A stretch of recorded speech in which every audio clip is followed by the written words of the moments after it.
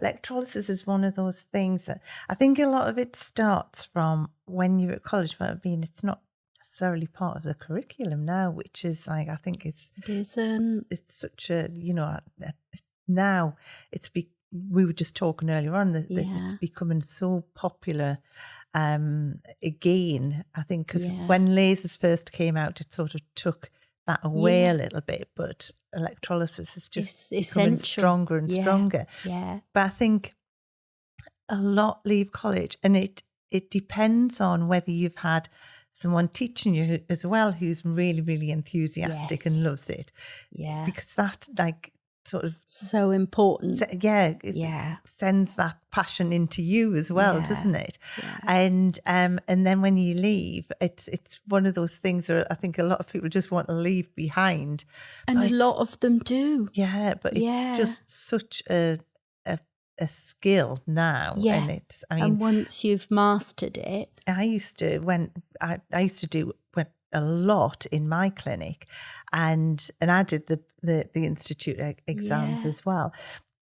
But as well, I used to work with vets. I used to do electrolysis on dogs' eyelashes and things. So there's all sorts of different areas that you can go down. And then obviously there's the ACP, the advanced cosmetic procedures. And I just love that.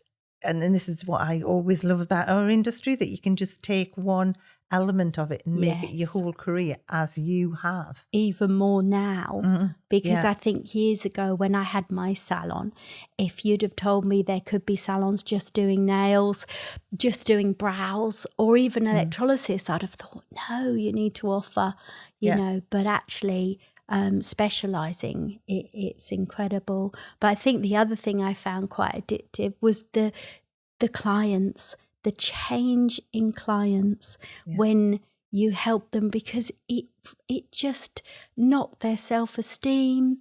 I had a 19-year-old who had a medical issue. I think it was a growth on her pituitary gland, and at 19 she had a full beard, and she was suicidal at one time. And I think that's when I realised, wow, this is really meaningful. This is life-changing. And I think that's the other reason why I started to really love it, because you really were helping people. So we've sort of jumped ahead a little bit, because where did the salon come from and how did that come about? So you were working for this lady who loved electrolysis. You did a lot there. They were working with the NHS as well, which is a great thing. But then, so how did that evolve into having your own salon? It was more conditions in the salon. It was back in the day where I think, although she was a wonderful electrologist, it was all about profit. So our columns were rammed. And I think there was a particular day where I remember it so clearly. I had a facial in, good old catheodermy. Do you remember those, Gino? And you left the mask on in those days for 10 minutes. Now I think you offer a lovely hand massage or something. You don't leave the client. But in those days, you left the client and you might have a clear up or a quick cup of tea or something. She booked me in a full leg wax. What? In the 10 minutes. Wow, that's awesome. I remember, the poor lady who had the leg wax, my head was down. I couldn't speak to her. I had to get it done as quick as possible. So she had a terrible treatment. And then the lady with the facial probably thought I'd completely forgotten about her. And I've always wanted to do everything to the best of my ability. That's just my personality. Want to give a really good treatment. And I gave 2 really bad treatments through no fault of my own.